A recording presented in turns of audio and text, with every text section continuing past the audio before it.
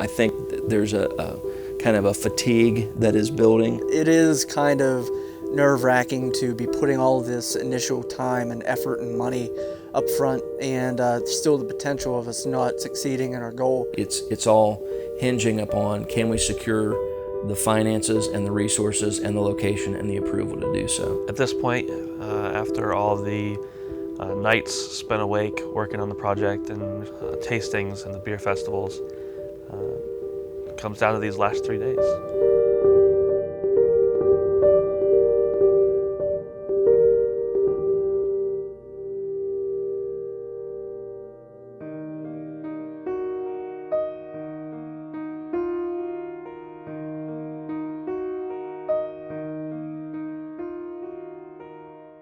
The Kickstarter did not succeed. We were a little over half of our final goal. I think a big part of it was people just didn't know who we were yet. We were pretty new. I think one of the hindrances was the fact that we didn't really have a physical location yet, even though that's what part of our Kickstarter was for. We were able to track the progress the entire way, and we knew there were certain milestones that we needed to hit. And as those dates approached and we didn't hit those milestones, we pretty much figured it was going to be something that didn't succeed. We've had to adjust how we want to raise our revenue. We haven't adjusted the size of our brew system. Some of the things we would have liked to do as extras, we've decided that maybe those things could be simplified. And I told Ben and Ben, I said, there are going to be obstacles, there are going to be roadblocks. The key is just don't get discouraged. Don't lose heart. You just got to work through those things. And I don't think there was ever a moment when we said, well, we just can't do it. It was, how do we do it now that the Kickstarter didn't succeed?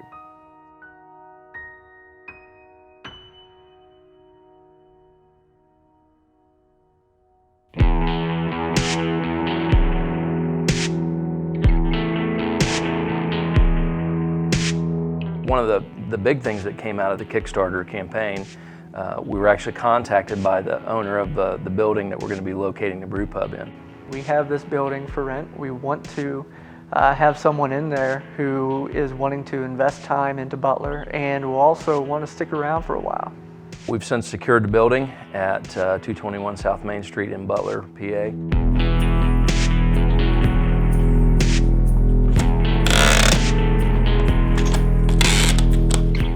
Done walkthroughs with building inspector, zoning officer. We've been meeting with and accepting proposals from a number of architects and designers. So we're in the process of doing the drawings, applying for our building permit, completing our license application. It's a huge step being able to lease the building. It gives us a sense of legitimacy. And it's just a great location, right on Main Street in the town we want to be in.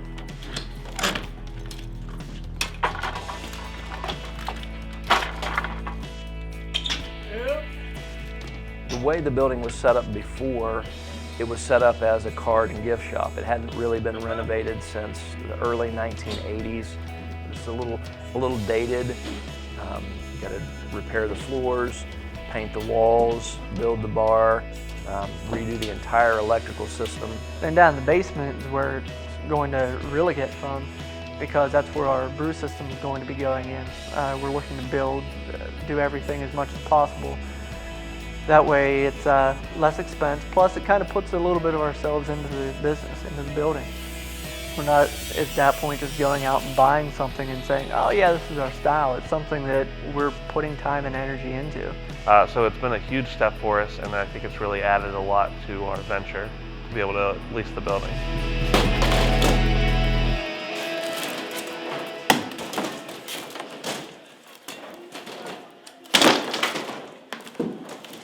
Yeah, I'm just excited and ready for it to open. Let us do our thing and we'll be good to go. I'm excited for that too.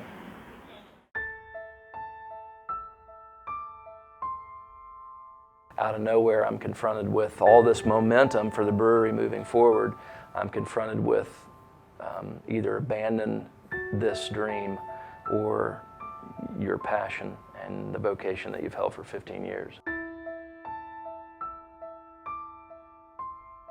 I am a pastor and a brewer, And that wasn't really an issue until an article was released in the local newspaper that made the front page. Some of the folks and the leaders in the church that I served didn't think that publicity was particularly good for the church.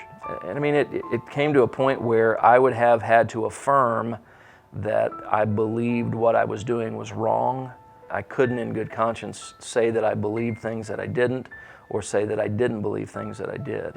And we parted ways. It's hard for him because he's been doing the same thing for 15 years. He's been a pastor. And a lot of people just kind of breeze on past him because of that. I've had to think about finances and vocation in ways I hadn't anticipated I would have to think about. I know that Ben has a kid on the way, and so that doesn't really leave him in a great spot. In a couple months, we're going to need some serious cash, and we're really looking hard into where that's going to come from. Being the one in the best position to get this thing up and running with my current full-time job, it's something that's worrying, definitely. If for some reason we can't get going, we don't get the necessary funds we need, there's no way to continue. If all else fails, the business would fail and we'd have to start over or give up the dream. I'm optimistic, I'm anxious, ready to get this thing on the road.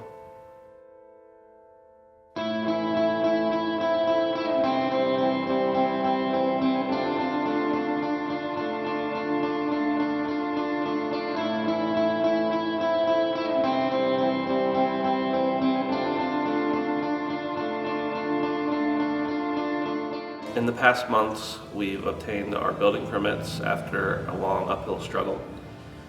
We've pretty much done all the demolition that needed done, and we've worked every day except for Sunday for the past 9 months.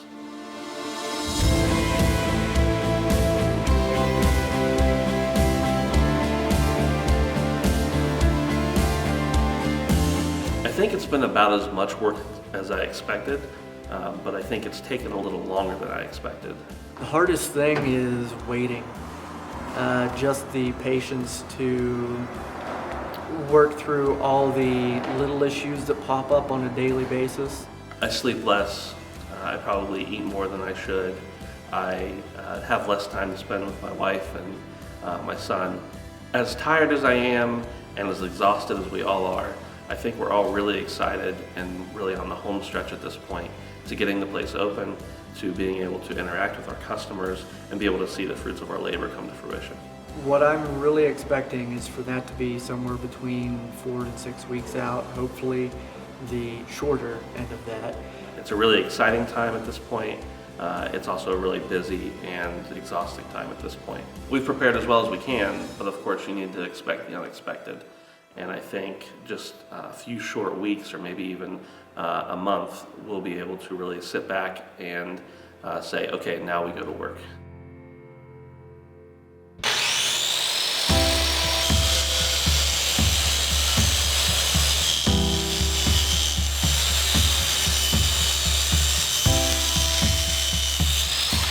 Right now we're very close to opening.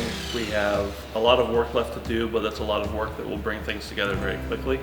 And we're pretty optimistic that we'll be open sooner than later. We have installed our sign. We've installed artwork that was made for us. We are currently brewing, which is a huge blessing for us. But right now we have 2 in the fermenters, and we're working on a 3rd today. It takes anywhere between 3 to 4 weeks for the beer to completely finish, and a little while for it to age beyond that. So we decided to start the beer now. That way it is fully matured by the time we open and are ready to serve it.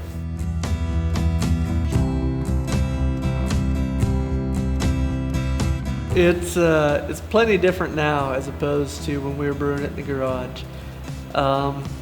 In the garage we were working out of igloo coolers, which maxed out at about a 5-gallon batch. Here we're getting about 100 gallons out of it at a time. But with that, it is given its own set of challenges as well. It's a constant learning process, and we had to update our process a couple times. Just that way we could figure out what our system was doing as opposed to what it used to do. But we are pretty confident now that we have it pretty well in line.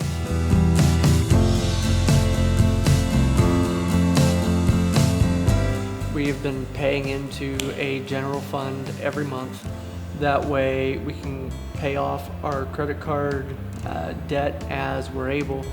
And mainly a lot of what we're doing is currently on credit card.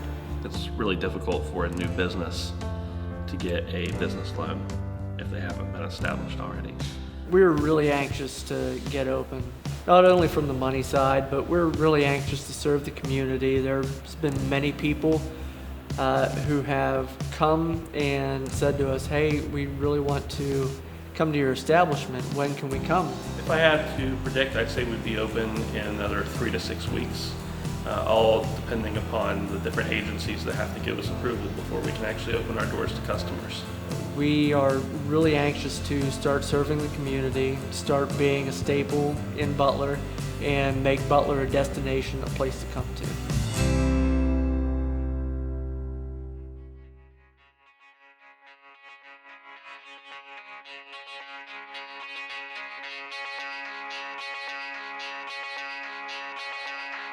How y'all doing? You ready for beer and Butler? Yeah. All right.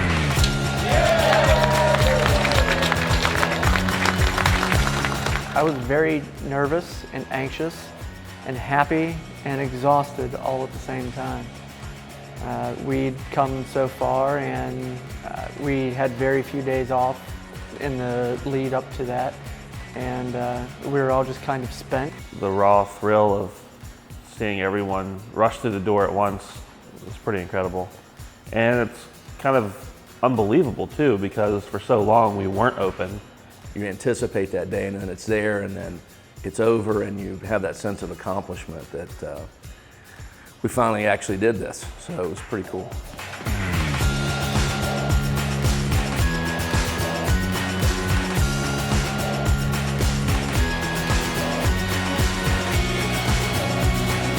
We cut the ribbon, opened the door, and we had people flooding in the building. And we had every seat full, and there were 3 and 4 people deep at the bar for a few hours. Customers said they were impressed. It was as young as we are, how well our team did in serving them, how good the food and the beers were. So we got really, really good feedback. Even with expecting to see a large crowd, it was still kind of overwhelming to see a large crowd, and a little bit unbelievable at the same time.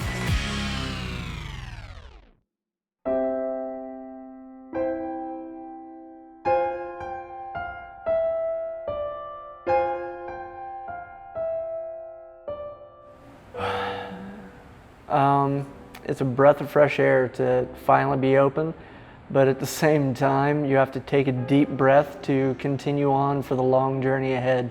It feels great. I mean, it's nice to be open. It's nice to have people appreciate what you've worked so hard for. It's really rewarding when they come forward and talk to you about that, and when you can really see they appreciate that and they find their home here in our business. And I can't really describe the feeling, but it's a good one.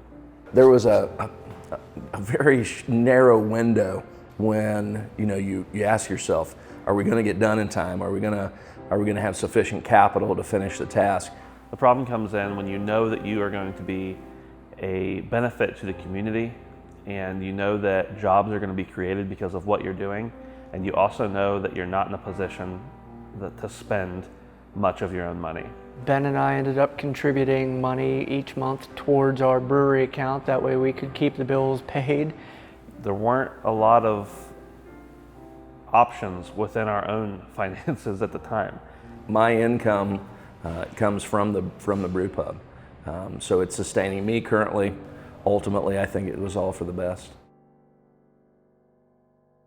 I don't think there were any times where I doubted that we would eventually get there. It certainly seemed like there were times where we thought we would never get there, but there was never a sense, for me at least, of I want to give up, I want to stop doing this isn't worth it. To know that we had our hands on every square inch is really satisfying, I'm glad it's over. I don't want to do it again. I'm on a 7-year construction hiatus. I nearly electrocuted myself 2 or 3 times during the course of the production of this place, and 2 of those times were on the same day within a half hour of each other. Brewing is much easier. I've always had a deep appreciation since we've started for craft beer. I've gained a deeper appreciation. I know the type of work that I go through to get the beer made, and I know a lot of other breweries go through as much or maybe more. Craft brewing is artistry, but it's also hard work. And things that we romanticize, things that we delight in, we forget that someone had to work very hard. It's the product of labor and hopefully passion. It certainly hasn't lost any of its magic to me. It's cool that it's made on a bigger scale. This isn't a turkey burner and a couple Gatorade containers anymore. It's the real deal. People are coming in and paying money for whatever we're doing here, and they love it. I think Reclamation will continue to grow. We continue to see new faces almost every single day. We have our sights set on expansion. We're looking at Brewpub expansion. We're looking at the possibility of a production facility to supply those locations. So that's all in the plans and in the works. Definitely gives you a sense of pride just looking at what it started as, what it is now, and the potential for what it is going to be.